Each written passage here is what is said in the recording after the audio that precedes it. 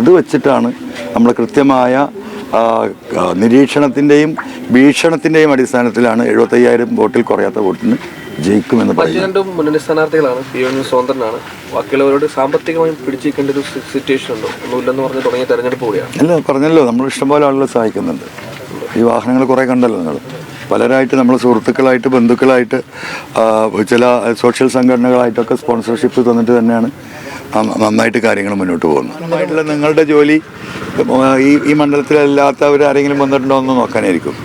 ഇവിടെ ഇപ്പോൾ ഒരുപാട് ആളുകൾ നടത്തി. ഇപ്പോൾ സ്ഥാനാർത്ഥിയുടെ കൂടെ UDFൻ്റെ സ്ഥാനാർത്ഥിയുടെ LDFൻ്റെ സ്ഥാനാർത്ഥികളും കൂടെ പോകുന്ന ഈ മണ്ഡലത്തിലെ റെപ്രസെൻറ്റേഷൻ എന്ന് പറയുന്നത് 10% താഴെയാണ്. ഒരു ഉപതെരഞ്ഞെടുപ്പുമായി ബന്ധപ്പെട്ട് ഉണ്ടാകുന്ന ഒരു സ്വാഭാവിക സംഗതിയാണ്. പക്ഷേ ഇത് മാത്രം അൻവറിൻ്റെ ആൾക്കാർ മാത്രം ഇവിടുന്ന് ഈ പഞ്ചായത്തിൽ നിന്ന് പുറത്താണ് മണ്ഡലത്തിൽ നിന്ന് പുറത്താണ് എന്ന് പറയിപ്പിക്കുന്ന ഒരു രീതി ദയവായിട്ട് നിങ്ങൾ ആ ഒരു കാര്യം കുറച്ചൊരു ധാർമ്മികത ആ വിഷയത്തിൽ നിങ്ങൾ പുലർത്തണം എന്ന് ആദ്യമായിട്ട് തന്നെ റിക്വസ്റ്റ് ചെയ്യണം.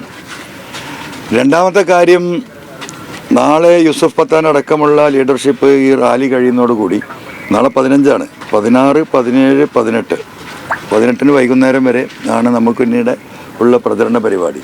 അതിൽ പരമാവധി ഒരു ചെറിയ രീതിയിലുള്ള, വലിയ രീതിയിലുള്ള, കാരണം ഇത്രയും വാഹനങ്ങൾ കെട്ടിവലിച്ച് നമുക്ക് ഈ പഞ്ചായത്ത് ഉൾപ്രദേശങ്ങളിലൂടെ പോകാൻ കഴിയില്ല. ഞാൻ എത്തിപ്പെടാത്ത സ്ഥലങ്ങൾ ആളുകൾ ആവശ്യപ്പെടുന്നുണ്ട്. അറ്റ്ലീസ്റ്റ് ഒരു വണ്ടീൻ്റെ പുറത്ത് കയറി നിങ്ങൾ ഇതിലൊന്ന് വരണമെന്ന് പറയുന്നുണ്ട്. അത് നമ്മൾ പരിഗണിക്കുന്നുണ്ട്. ആ രീതിയിലാണ് എന്താ പറയുക പ്രചരണം. വീടുകൾ ഏകദേശം 85-90% നമ്മൾ വീട് കയറി കഴിഞ്ഞു. UDFും LDFും ഒക്കെ 2 വട്ടം 3 വട്ടം കയറി കഴിഞ്ഞിട്ടുണ്ടാവും. നമ്മൾ 1-ാം വട്ടം ആൾമോസ്റ്റ് ഫിനിഷിംഗ് ആണ്. ഇനിയൊരു 2 തവണയും കൂടി 16, 17, 18 നന്നായിട്ട് വീട് കയറി കത്തുകൾ കൊടുക്കുകയും വോട്ടിംഗ് മെഷീനെ പരിചയപ്പെടുത്തുകയും ചെയ്യുന്ന ആ സ്ക്വാഡുകളൊക്കെ വളരെ ഭദ്രമായിട്ട് നിൽക്കുന്നുണ്ട്. നല്ല റെസ്പോൺസാണ്.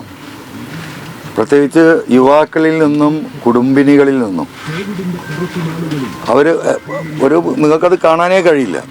ഞാൻ എല്ലാവരോടും പറഞ്ഞു നിങ്ങളുടെ പ്രവർത്തനം എങ്ങനെയാണ് നടക്കുന്നത്. ഞാൻ വളരെ വ്യക്തമാക്കി, ഈ മണ്ഡലത്തിലെ ഓരോ വീട്ടിലും എൻ്റെ ഒരു പ്രവർത്തകനുണ്ട്.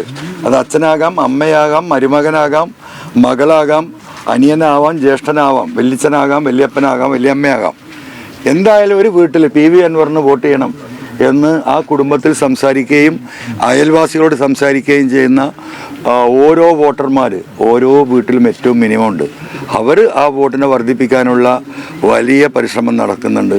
അത് ഒരാൾക്കും കാണാൻ കഴിയില്ല. അതാണ് കൃത്യമായ അടിയൊഴുക്ക് എന്ന് പറയുന്നത്. അത് വെച്ചിട്ടാണ് നമ്മൾ കൃത്യമായ നിരീക്ഷണത്തിൻ്റെയും വീക്ഷണത്തിൻ്റെയും അടിസ്ഥാനത്തിലാണ് 75,000 വോട്ടിൽ കുറയാത്ത വോട്ടിന് ജയിക്കുമെന്ന് പറയുന്നത്. രണ്ടും മുന്നണി സ്ഥാനാർത്ഥികളാണ്. PVN സ്വതന്ത്രനാണ്. ബാക്കിയുള്ളവരോട് സാമ്പത്തികമായി പിടിച്ചിരിക്കേണ്ട ഒരു സിറ്റുവേഷൻ ഉണ്ടോ? ഒന്നുമില്ലെന്ന് പറഞ്ഞ് തുടങ്ങിയ തെരഞ്ഞെടുപ്പ് കൂടിയാണ്. അല്ല, പറഞ്ഞല്ലോ, നമ്മൾ ഇഷ്ടംപോലെ ആളുകൾ സഹായിക്കുന്നുണ്ട്. ഈ വാഹനങ്ങൾ കുറേ കണ്ടല്ലോ നിങ്ങൾ. പലരായിട്ട് നമ്മൾ സുഹൃത്തുക്കളായിട്ട്, ബന്ധുക്കളായിട്ട്, ചില സോഷ്യൽ സംഘടനകളായിട്ടൊക്കെ സ്പോൺസർഷിപ്പ് തന്നിട്ട് തന്നെയാണ് നന്നായിട്ട് കാര്യങ്ങൾ മുന്നോട്ട് പോകുന്നത്. ഇന്നലെ മുഖ്യമന്ത്രി ഇവിടെ മണ്ഡലത്തിലുണ്ടായിരുന്നു. ഈ തെരഞ്ഞെടുപ്പ് PV അൻവർ വിളിച്ചു വരുത്തിയതാണ്. PV അൻവർ ജനങ്ങളെ വഞ്ചിച്ചു, PV അൻവർ വഞ്ചകനാണ് എന്നുള്ളതാണ് മുഖ്യമന്ത്രി ആവർത്തിക്കുന്നത്.